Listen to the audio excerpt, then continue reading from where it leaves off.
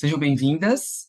Hoje, então, nosso encontro vai falar aí sobre um dos principais protocolos angustiantes do setor de tomografia, um dos principais protocolos que tirou muito o meu sono quando eu comecei a fazer tomografia. O protocolo que eu mais errei na execução dele, perdi muitos exames. Não é um protocolo simples, é cheio de detalhes, e são detalhes que fazem completamente a diferença, tá? Esse protocolo, Kleina e Laís, e todo o pessoal que vai assistir posteriormente, ele tem muitos detalhes, e esses detalhes alteram a qualidade do seu protocolo, né? Então, é um protocolo que ele é monitorizado, é um protocolo que eu dependo estar totalmente unificado com a enfermagem, junto ao médico cardiologista. É um protocolo que eu necessito muito da fisiologia do paciente, o que já começa a complicar a nossa vida. Eu costumo dizer que quando chegava esse protocolo aí para fazer, é onde eu chorava e minha mãe não via, porque de verdade, no início eu sofri muito com esse protocolo. E aí eu fui cada vez mais fazendo, né? A repetição leva à perfeição, e fui tirando os erros que eu cometia para chegar aí num protocolo onde pelo menos eu não consiga perder um protocolo adequado para análise destas incríveis coronárias, que é o que nutre o nosso músculo cardíaco, tá? Então, quando esse paciente chega para que a gente faça esse protocolo, a primeira coisa que a gente tem que pensar é o seguinte, né? Que para realizar esse protocolo, nós obrigatoriamente temos que estar num aparelho pelo menos de 64 canais para cima. Vou explicar o porquê. O nosso músculo cardíaco faz diástole e sístole 24 horas do nosso dia e da nossa noite. Por esse motivo, as coronárias, por que chama-se coronárias? Porque aqui eu tenho o músculo cardíaco e é uma coroa de coronárias, é uma coroa que abraça o músculo cardíaco, né? Essa coroa ela sai da aorta, nós vamos ver a anatomia dela semana que vem, que vocês escolheram ela para estudar.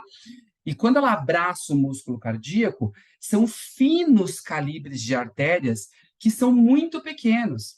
Então, eu preciso vários fatores para executar o protocolo. O primeiro deles é com que a frequência de diástole e sístole, a frequência cardíaca do paciente, esteja pelo menos em 60 BPM, batimentos por minuto. Acima de 70 BPM, acima de 65 BPM, o risco de você ter artefato de movimento por causa do músculo cardíaco é altíssimo, né? Uma outra coisa, além disso, eu preciso aplicar o que a gente chama de vasodilatador no paciente. Por quê? Porque o vaso, que é a artéria, vai dilatar e vai aparecer melhor, né? Mas olhem só o BO que acontece. Vou contar uma historinha para vocês. Esses exames são agendados no período da manhã. O paciente precisa estar em jejum porque vai tomar contraste. Quando o paciente está em jejum ao tomar contraste, o que acontece? Ele vai parar de jantar aí umas 9 horas da noite, vai dormir às 10, vai fazer o exame às 9. O jejum para o exame é de 4 a 6 horas, e ele vai ficar quase 12 horas de jejum por causa da rotina dele. Isso é comum acontecer. Quando nós ficamos em jejum acima de 6 horas, nós entramos num processo de hipoglicemia. E a hipoglicemia faz o quê com a frequência cardíaca? Aumenta. Como que você vai tratar isso no momento do exame? Vai dar soro glicosado fisiológico junto à enfermagem, né? Então, você vai dar açúcar para o paciente para a glicemia voltar a estabilizar, tá? Resolvi o primeiro problema. O segundo problema, quando você vai fazer o vasodilatador no momento do exame, se você vasodilata a artéria, passa mais sangue, aumenta a pressão. Se aumenta a pressão, aumenta o quê? A frequência cardíaca. Aí você tem o segundo problema, tá?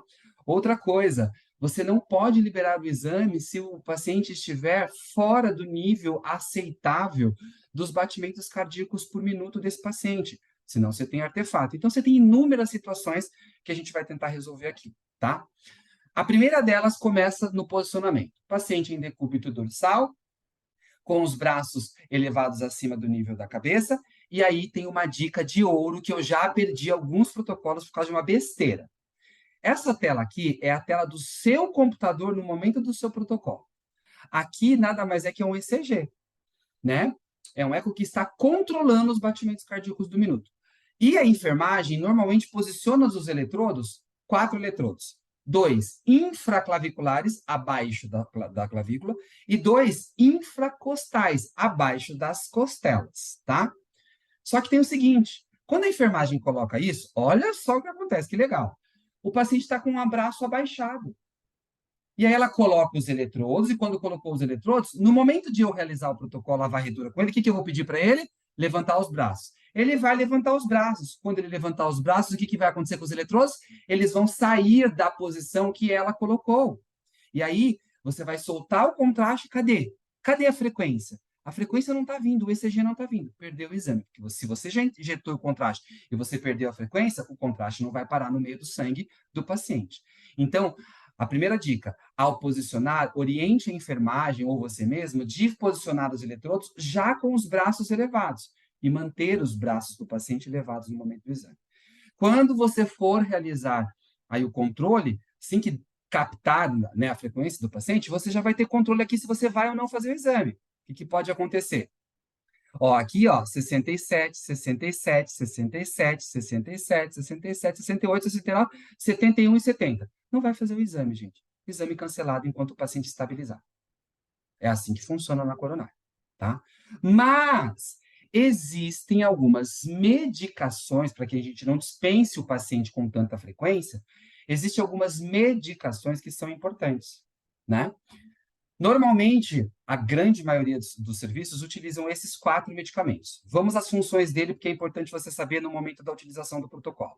Ivabradina é um medicamento via oral. Se o paciente, nesse caso aqui, está com 70, dá uma ivabradina lá na mesa mesmo. Ó, toma esse remedinho aqui via oral. Ó. E o que esse medicamento vai fazer? Vai baixar a frequência cardíaca. Deu ivabradina, abaixou a frequência cardíaca, excelente. Vai baixar, vai vir para 60 aqui, aí você pode fazer o exame, tá? Caso você tenha dado ivabradina, não funcionou, deu um tempinho, o que você vai fazer? Você vai dar um Seloquem EV, o paciente já vai estar com acesso por causa do contraste, 5 ml de Seloquem. O que é o Seloquem? O Seloquem é um beta-bloqueador de adrenalina e noradrenalina, que vai impedir com que a frequência cardíaca do paciente eleve no momento do exame. Ela vai reduzir aí em torno de 20 a 30% da frequência cardíaca do paciente. Então, pacientes com alta frequência cardíaca, se não funcionou com ivabradina, vai para o Seloquem, que vai reduzir no máximo até 30%. Reduziu a frequência? Olha o BO que você tem agora. Excelente. Frequência estável, beta bloqueou os hormônios de adrenalina e noradrenalina, só que antes de eu injetar o contraste, o que eu vou fazer? Eu vou vasodilatar. Eu vou dar um isordil sublingual de 5 miligramas. Quando eu dou esse isordil sublingual, o que acontece? O vaso dilata. Se o vaso dilata, ele vai aumentar a frequência cardíaca. Só que na sequência, isso é padrão. Deu o isordil ele é obrigatório, tá? Esses 2 medicamentos você só vai utilizar se a frequência estiver instável, tá? A partir do isordil, vasodilatou a artéria, vai aumentar a pressão, vai aumentar a frequência. Deu isordil, na sequência você aplica um medicamento chamado Brevibloc, 10 ml EV. O que vai acontecer? O Brevibloc salva o seu exame. Porque injetou o Brevibloc, a enfermeira sai correndo da sala, você já fez toda a programação que eu vou mostrar aqui para vocês, solta a fase de contraste, porque o Brevibloc tem ação de apenas, no máximo, 50 segundos. A fase de contraste arterial, que é a principal do exame para coronárias, dura em torno, num aparelho de 64 canais, 16 a 12 segundos. Então, é um tempo suficiente para você realizar. Então, observe que existe aí uma organização. Aumento da frequência cardíaca, ivabradina, tenta realizar o exame. Não baixou a frequência, Seloquem para beta-bloquear o hormônio de adrenalina e noradrenalina. Estabilizou a frequência, vai dar o isordil para dilatar. Antes de aumentar a frequência, na sequência, você dá o Brevibloc. Vai estabilizar a frequência e você tem o tempo para cortar a fase arterial. Tá? É exatamente assim que funciona. Isso é num paciente onde o paciente não tem a frequência cardíaca estável, tá? Porque se ele tiver a frequência cardíaca estável, o que você vai acontecer? Tira a ivabradina, tira a Seloquem, vai direto para o vasodilatador, o vasodilatador vai aumentar a frequência cardíaca dele, porque é fisiológico, e aí você dá o Brevibloc. Então, pode ser os 4, ou pode ser só esses 2, tá? Quer ver um problema ainda maior? Baseado nisso que nós já conversamos? Esses medicamentos, alguns deles, a grande maioria deles, têm contraindicações. Então, a anamnese do paciente é super importante. Paciente que tem insuficiência hepática não pode tomar ivabradina. Tem que estar com a frequência estável. Paciente que tem que tem DPOC descompensada não pode tomar Seloquem, que é o beta-bloqueador. Não pode, né? E pacientes que realizaram, antes do exame, alguma ingestão de produtos que tenham vasodilatadores sintéticos. O que é isso, professor? Viagra, café, taurina, né? Coca-Cola. Eles são orientados a não tomar nada que vasodilate os vasos, porque ele já vai tomar vasodilatador durante o exame, tá? E o Brevibloc, que normalmente ele não tem contraindicação. Então, muita atenção. Eles são usuais no protocolo, mas eles são também contraindicados conforme o perfil do paciente, tá? Deitou o paciente, monitorizou com os braços abertos, porque senão sai da sua monitorização de até 60, fez a medicação conforme o perfil do paciente, e aí nós precisamos realizar a programação do exame. E nós temos 2 tipos de programação do exame. E como que você vai saber disso, professor? Através da anamnese e através da fase pré-contraste. Então, vamos lá, pessoal. Prestem muita atenção. Esse exame ele é obrigatório, a fase pré-contraste e a fase arterial. Porque pode acontecer que na fase pré-contraste vocês não realizem a fase arterial e já já vocês vão saber o porquê. Esse paciente aqui é um paciente que nunca fez nenhuma cirurgia cardíaca. Então, esse paciente a gente chama de paciente não revascularizado. Ele nunca teve um infarto agudo do miocárdio que teve que fazer uma cirurgia para levar oxigênio até o coração. As coronárias dele estão entupidas, mas ele nunca passou por um procedimento cirúrgico. A gente chama esse paciente de não revascularizado. Já esse paciente aqui é um paciente chamado de paciente revascularizado. Ele já fez uma ponte de safena, ele já botou um stent, já mudou o fluxo fisiológico normal do coração dele. E aí, o que acontece? A ponte de safena, nós temos o arco da aorta, e a ponte sai da aorta para ir para a região que está entupida, para a região que está oclusiva. Então, eu preciso envolver todo o arco da aorta na minha varredura, pegando as porções laterais do átrio e ventrículo direito e as porções laterais do átrio e ventrículo esquerdo, sem perder o ápice. Esta é uma programação de um paciente revascularizado, já passou por uma cirurgia cardíaca. E esta, você vai pegar um pouquinho acima dos vasos supraórticos, na altura da carina, mais ou menos, sem perder as laterais do coração e sem perder o ápice. Esse é um paciente que nunca fez uma cirurgia cardíaca. Então, deitou o paciente, monitorizou o paciente, frequência cardíaca estável, o ECG na sua tela. O que você vai fazer? Vai fazer a primeira varredura. Vamos dar o exemplo que a primeira varredura foi essa varredura aqui, ó. Varreu essa daqui. Sem contraste algum. Imediatamente, sem contraste algum, eu vou pular um pouquinho do slide, que daí eu já vou falar para vocês rapidamente.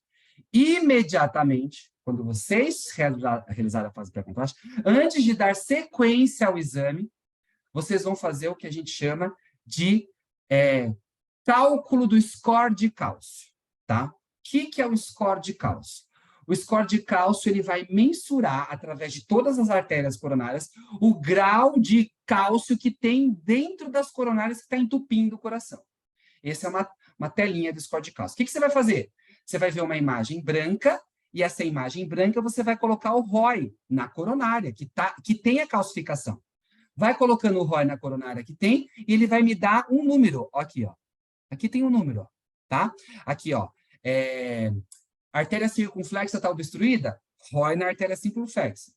A CX, que está a descendente anterior? ROI na descendente anterior. Tudo que tiver branco na fase pré-contraste nas coronárias, você vai colocando ROI. E ele vai me dando o cálcio da artéria. Por isso se chama score de cálcio.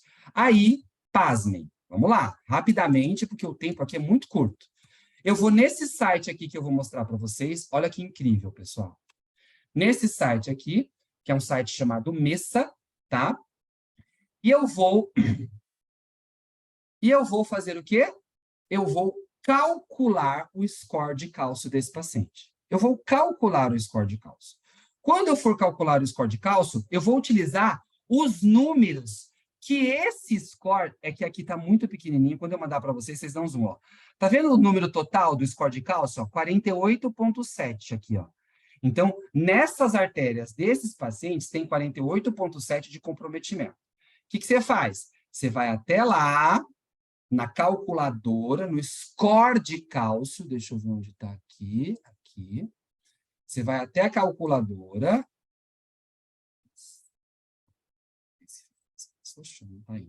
Foi. E aí, o que você vai fazer? Você vai fazer cálculo. Professor, que cálculo é esse? Aqui. Que cálculo é esse? É o cálculo de risco do paciente, de risco de infarto. E aí vocês vão preencher essa tela, rapidamente. O paciente, aqui é em inglês, tudo é em inglês, tá? Ele tem aí 85, vamos colocar 85 anos. O score de cálcio dele deu quanto? 47,8. Ele é caucasiano, ele é diabético, ele fuma, ele tem histórico de família, o colesterol total dele, o colesterol de HDL dele, você vai preenchendo. A pressão dele naquele momento, tudo bonitinho, né? Se ele usa medicamento para perda de gordura, se ele usa medicamento para hipertensão. E aí você vai clicar aqui, ó, calcular. Quando você clica em calcular, olha lá, a estimativa de 10 anos de riscos de coronária e eventos coronários para essa pessoa, junto a esse perfil coronário, junto ao cálcio do perfil, é de 88,5 de risco. O score de cálcio dele para a idade dele deveria ser ideal de 16,1. E esse número você vai levar para o cardiologista. O cardiologista vai falar assim, Rodrigo, vamos continuar o exame porque ele tem risco alto. E aí nós vamos fazer a fase arterial de contraste. E aí você tem a mesma varredura, vai fazer a mesma varredura, vai injetar o contraste, acesso 18, membro superior direito, fase arterial de 25 a 30 segundos. Injetou o contraste e vai fazer a varredura de cima para baixo, tá? De cima para baixo. Professor, como funciona o contraste? Porque o contraste ele muda de perfil para perfil. Lembre-se que nós temos dois perfis, revascularizado e não revascularizado. O paciente que já colocou stent e que foi revascularizado vai ser em torno de 90 a 100 ml, 5 ml por segundo. O paciente que tem função renal alterada e tem arritmia ou colocou stent ou função renal DR revascularizado, vai ser entre 75 e 80 com 4 ml por segundo. Eu vou mandar essa aula para vocês. Isso aqui vai depender da função renal do paciente, se ele é revascularizado ou se ele não é revascularizado, tá? Então, muito cuidado com o perfil do paciente no volume total e no volume parcial de contraste. E uma dica, e eu já errei, e quase o médico me matou. Prestem atenção, rapidamente. Colocou o ROI nas artérias na fase pré, calculou o MESA do score de cálcio baseado no número que a tomografia me deu, deu um risco alto. Desculpa, eu derrubei um enfeite aqui. Deu um risco alto. Excelente, vai fazer a fase arterial. Você jamais vai calcular na fase pré-contraste, o score de cálcio, caso esse paciente seja revascularizado com stent. Por quê? O stent vai deixar a artéria branca. Se você colocar o ROI ali, pensando que aquilo é um cálcio, uma gordura que está obstruindo, e é o stent, o score desse paciente vai lá em cima. O stent é mais denso que o cálcio dentro da artéria. Você vai colocar o score coronariano desse paciente no teto, vai perder. O paciente pode sair dali direto para uma hemodinâmica, fazer um cateterismo. Muito cuidado. Pacientes revascularizados com stents, não se faz cálculo de score de cálcio, porque o stent vai aumentar a calcificação de dentro da artéria, mas não é cálcio, é o stent, porque ele já fez uma cirurgia. Tudo bem? Isso é importante. Professor, na fase arterial, onde eu vou monitorizar o meu contraste? Na aorta descendente. Então, vai fazer um corte aí, mais ou menos na altura do coração, onde tem a separação da aorta ascendente e descendente, e vai monitorizar o ROI na aorta descendente para definitivamente o software detectar o contraste chegando, e aí a gente tem todas as coronárias, a coroa de artérias abraçando o músculo cardíaco, tá? Tudo bem até aqui? Tranquilo? É muita coisa, é muita coisa. Então, recapitulando rapidamente. O paciente chegou, controle de frequência cardíaca, verificação se vai injetar ou não os medicamentos necessários para esse controle, não esquece do vasodilatador, vai realizar a monitorização dos eletrodos infraclaviculares e infracostais com os braços elevados, baixou o braço e levantou, depois vai perder a monitorização, vai realizar o processo de varredura conforme o perfil do paciente, se for revascularizado ou não revascularizado. Se for sem revascularização, se tiver cálcio dentro na artéria, vai fazer o cálculo de score de cálcio, baseado no site da mesa. O médico vai falar assim, Rodrigo, esse score é muito baixo, não vamos fazer a fase arterial. Acabou o exame. Rodrigo, esse score é muito alto, vamos ver o comprometimento dessa artéria. Vamos fazer a fase arterial, tá? Não realizar o score de cálcio dentro do stent, caso o paciente seja revascularizado, aí só vai fazer a fase arterial direto. Feita a varredura, independente do perfil do paciente, nós vamos reconstruir esse protocolo. E na reconstrução, nós temos aí algumas observações a serem feitas, tá? São reconstruções bem específicas. Nós sabemos que nós temos aí o plano axial, que é esse plano aqui, o plano sagital, que é esse plano aqui, e o plano coronal, que é esse plano aqui. Pergunto a vocês, vocês escolheram bem lá a estrutura de coronárias para estudar semana que vem. Já vamos começar por agora, testando o conhecimento de vocês. Nesses 3 cortes do coração, esse exame, observem que ele é fechado no coração. Por isso que o SCOUT é assim, ó, porque ele é fechadinho, não é tórax, não é exame de tórax. Quero ver a artéria coronária, tá? Esse exame ele é fechado no coração.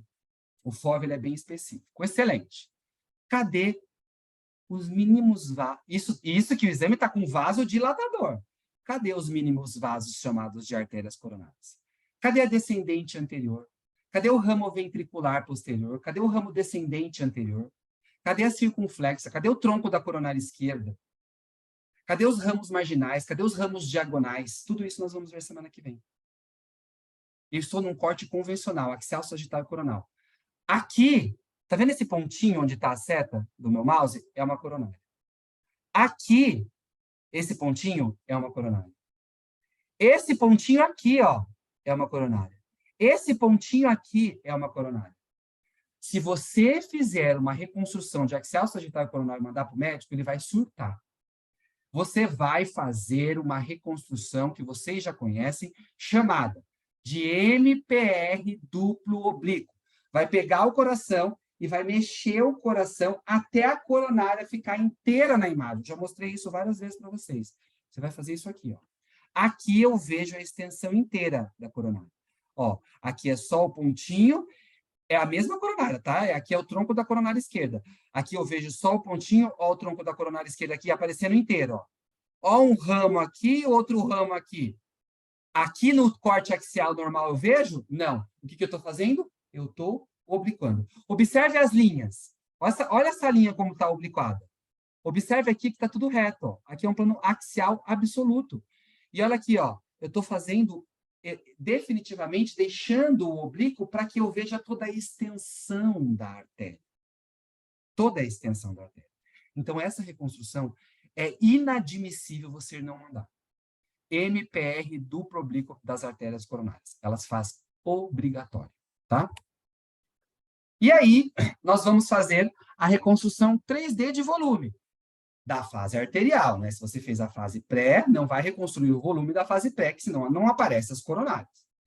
E aí é a melhor reconstrução para visualização de estenose e a qual? Qual é o nome da bichinha que está obstruída? Tá? Então, você vai fazer aqui um 3D e olha só, essa imagem parece que está coração na mão. Nossa, já está acabando o tempo, meu Deus. Eu, particularmente, amo essa imagem. Então, aqui, ó, aqui tem o tronco da coronária esquerda e aqui tem um ramo. Cadê o resto da coronária? Não tem. Aqui, ó, tem um dos ramos da coronária esquerda. Cadê o resto da coronária? Essas regiões que estão desacoradas, ó, tá vendo? Tudo isso é o local do infarto agudo do miocárdio. E ele mostra a localização. Prestem atenção. Eu não sei quanto de comprometimento por dentro da artéria tem. Eu não sei. Tem uma outra ferramenta que eu vou mostrar para vocês. Eu não sei qual é o comprometimento dela. Mas aqui eu sei quem é e onde está. E depois eu vou concomitar a minha informação que eu já vou mostrar para vocês. Ó, outro exemplo. Ó. Cadê ó, o ramo da coronária? Toda essa região descorada é porque tem obstrução. Qual é o nível dessa obstrução? Não sei. O corte e o oblíquo vão me mostrar. Tá? Então, eu vou fazer uma reconstrução concomitante. Vou colocar uma imagem dessa e vou colocar uma imagem dessa na frente. Olha aqui, ó. Um corte axial MPR duplo oblíquo, tronco da coronária esquerda, circunflexa, ramo marginal 1, diagonal 2 e diagonal 1. O que vai acontecer? Eu estou vendo o quê? O grau de comprometimento de dentro da artéria. Aí, do lado, eu vejo o quê? Aonde está sendo obstruído. Ó, não continua. E a descoração da região que está sendo infartada. Então, essa informação concomitante na mesma tela é fenomenal, tá? É fenomenal, é super importante, tá? Então, observem que são ferramentas que é muito específico. Bom, tem aneurisma na coronária? Tem. Aí você vai fazer uma reconstrução que eu, particularmente, acho uma das mais bonitas já vistas. A gente vai utilizar uma ferramenta muito convencional. Você tem a imagem do coração aqui, ó, inteirinho. Você vai clicar no coração e vai tirar a densidade do músculo cardíaco. Tirou a densidade do músculo cardíaco, o que vai sobrar? O que tem mais densidade, que é o contraste que está dentro da artéria. Tá? E aí vai sobrar o que a gente chama de árvore da coronária. Que é só, ó, não tem músculo cardíaco, só a árvore da coronária. E aí, eu faço isso, quando eu tinha tempo, eu fazia isso, né? Eu vou selecionar a artéria. Eu não achei a artéria que está comprometida aqui no axial MPR duplo. Achei. Eu vou selecionar a artéria que está comprometida na árvore da coronária. No caso, eu estou selecionando essa aqui, o ramo diagonal 2 e 1, né? Aqui, ó. Eu vou passar aquele curved, lembra? Que eu mostrei lá no início da aula. Vou selecionar, vou mostrar a tortuosidade da artéria. E depois, finalizei até o final, vou fazer de todas, né? Ou faço só das que estão comprometidas. Perfeito. Feito isso, eu dou 2 cliques, ele fixa a linha. E eu dou um Enter. Quando eu dou um Enter, o que acontece? Eu tenho o alongamento inteirinho dessa artéria. Ela vai ficar assim, ó, do jeito que vocês estão vendo aqui, ó. E aí, se aqui tiver um aneurisma, eu vejo na hora. Na hora. Então, observem que cada ferramenta tem especificidade, tá? O MPR duplo oblíquo, para mostrar o nível de comprometimento de cálcio dentro da artéria, mas não vê aneurisma, e não mostra a região infartada.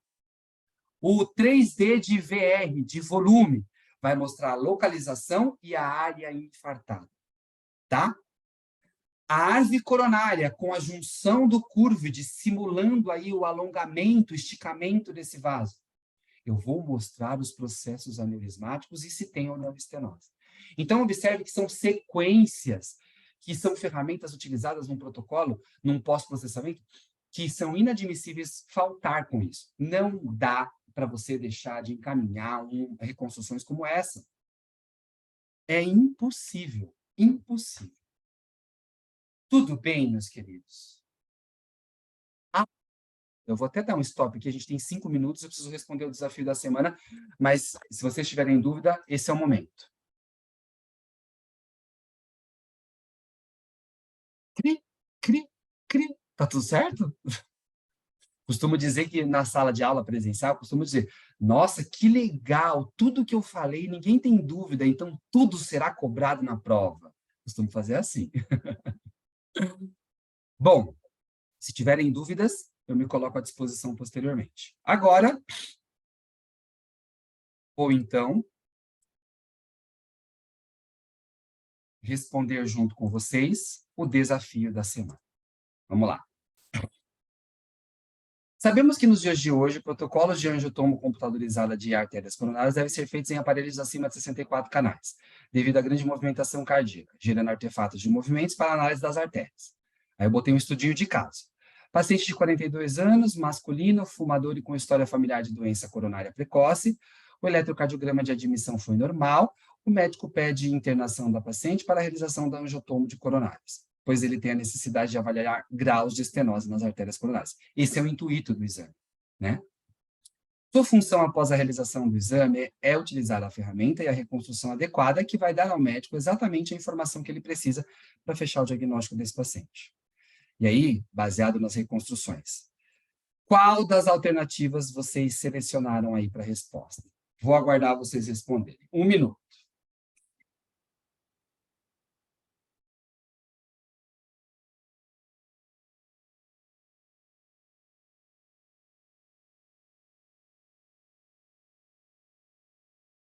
Meninas?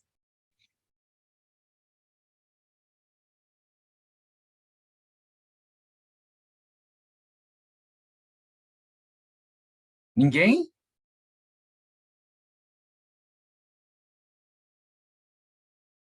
Não? Vamos ver quem escreveu aqui. A Kleina foi na C. Tudo bem, Kleina. Vamos lá. É isso mesmo. A Kleina está correta. Olha lá. Realizo o pós-processamento MPR duplo, onde consigo alterar e obliquar as coronárias. Verdadeiro. Mas eu não vejo estenose. Né? Eu não vejo. Muito bem, Maria Lúcia. Realizo reconstruções 3D, pois elas vão mostrar exatamente o grau de estenose. Ao contrário, localização e área infartada. Né? Não tem como. Realizo o esticamento, coloquei entre parênteses, né? Para vocês terem a noção de que é alongar, esticar o vaso, selecionando uma artéria que possivelmente tem estenose, e aí eu consigo ver o diâmetro dessas estenoses e também de possíveis aneurismas, né? Não tem problema, fica tranquila. Realizo o MPR linear, pois mesmo que o uso dessa ferramenta seja demorado, que vai me auxiliar na medida e mensuração de estenose. Na verdade, é o 3D, né, que mensura a estenose. E C e D estão corretas. Não, na verdade, a D está errada e apenas a letra C está correta, tá? Então, a resposta correta do nosso desafio da semana é a letra C. Tudo bem, meninas? Alguma dúvida?